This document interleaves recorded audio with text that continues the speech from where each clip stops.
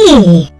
Hi guys, my name is Helen, and you are on the Clay Girl channel.